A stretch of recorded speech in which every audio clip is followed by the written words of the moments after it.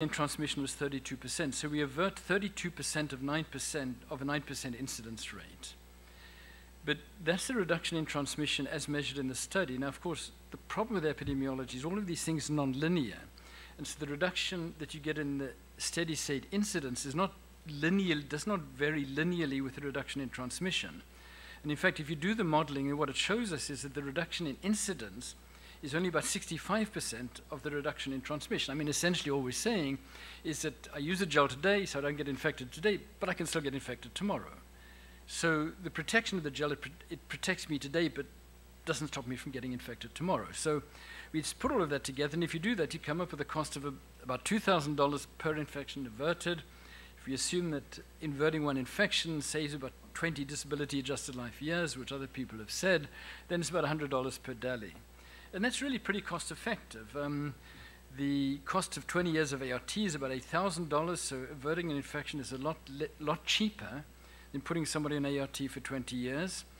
The gross national income for South Africa is about $6,000 per annum, which is a figure which is often used as a comparative cost for deciding whether things are cost-effective, and $100 is much less than $6,000. So even if tenofovir gel with fairly low effectiveness, it looks pretty cost-effective.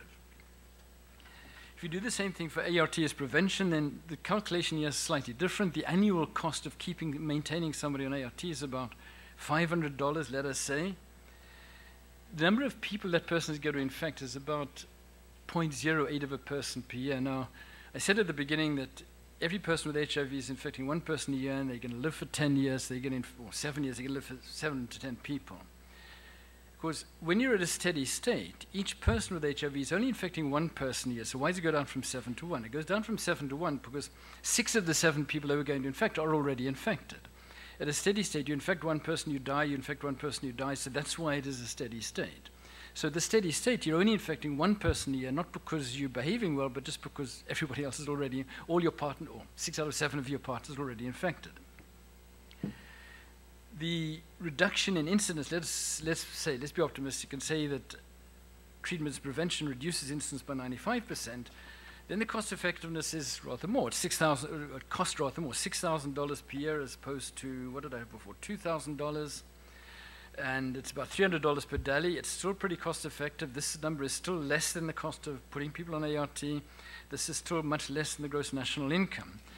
But it's about 3 times less cost effective than using the microbicide. But of course, there's a big difference. The big difference is this brings the epidemic to an end.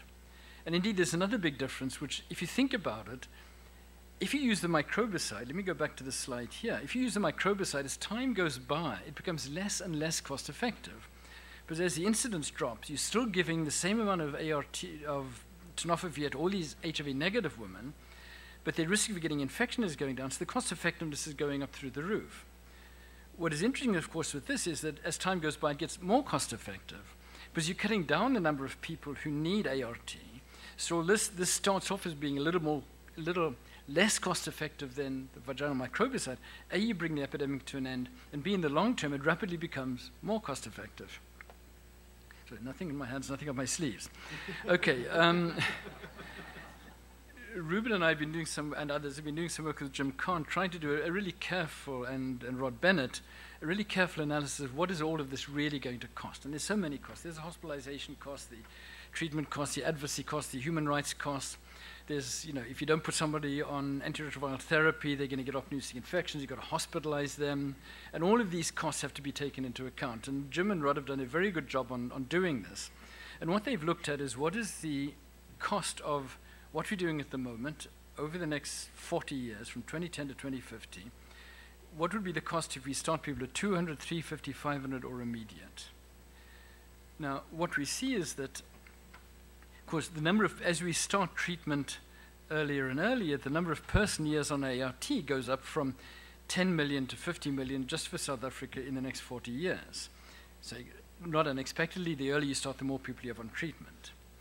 The number of deaths, of course, goes down, and if we start people earlier, compared to what we're currently doing, we could save the lives of about 4 million people over the next 40 years. That's an awful lot of lives being saved just by starting earlier. The cost is very interesting, because if you look at the cost doesn't change. And the reason why the cost doesn't change is because as soon as when you start doing it, the cost goes up as you're putting lots more people on antiretroviral therapy. As time goes by, the costs rapidly decline because you'd have far fewer people infected. And it turns out that over the next 40 years, the cost is actually pretty steady. It's cost neutral. So we have a choice. We can spend the same amount of money over the next 40 years and have 6.5 million people dying, or we can spend the same amount of money and have 3.5 million people dying. So for no extra money, we can save the lives of 3 million people. I really think it's a no-brainer, but anyway. Okay, what do we need to do now? And I think, Wafe outlined a lot of the studies which are coming up, some very exciting work, lots of big controlled trials and one thing and another, but let me again give you my own very personal view of this. I think what we need most urgently is essentially, let me call it operational research for want of a better word, and a lot of this really follows the sort of work that Julio and others have been doing here. Well, people take the drugs. If they take them, will they comply? If they comply, do we get good viral load suppression? If we get good viral load suppression, we get viral load rebound, drug resistance, residual transmission, stigma, community control, all of these things. These are all issues which we need to understand. If we can't do any of these things, it's not going to work. And then we can stop. If we can do all of these things, it doesn't necessarily mean it's going to work, but we're in with a good chance. So I think there's a lot of fundamental community outreach, operational research questions which we should have started addressing 15 years ago when David Ho first suggested this idea. Okay, it's very late now, but better late than never. Depending on the outcome of these kinds of operational research issues, and some people might think we already know enough, others may not, there's a big and, I have to say, rather thorny issue of controlled trials. In epidemiology, controlled trials are the gold standard. This is really what tells you what's working. But of course, the problem is they've got to be community randomized trials. And community randomized trials are not the same as individual randomized trials. They're big, they're expensive, they're difficult, they're confounded. It's really difficult to do. In South Africa, where I come from and where we have the greatest number of HIV infections in the world, enormously confounded by migration. In fact, in my view, the reason why Southern Africa has the 9 worst affected countries in the entire world are all in Southern Africa is a direct consequence of the migrant labor system, which was put in place to support the gold mining industry and formed the whole basis of the apartheid system of government for the last 40 years. But this makes it very difficult. When you've got very high levels of in and out migration, as Robin Wood knows better than anybody else, it's very difficult to examine the consequences of what you're doing in a controlled way. We also need a lot more virology.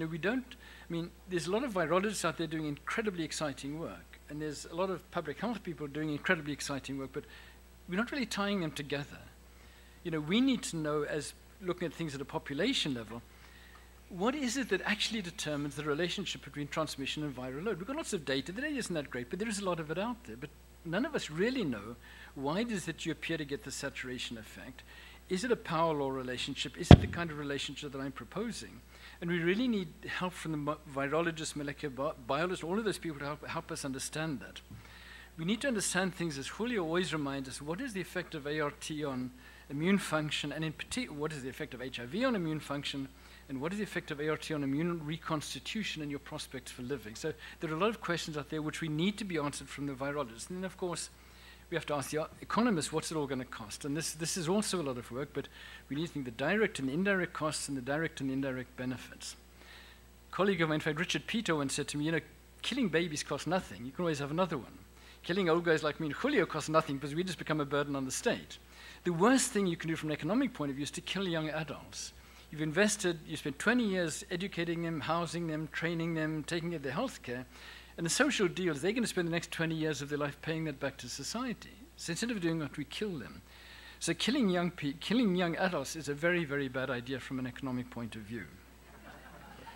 Okay.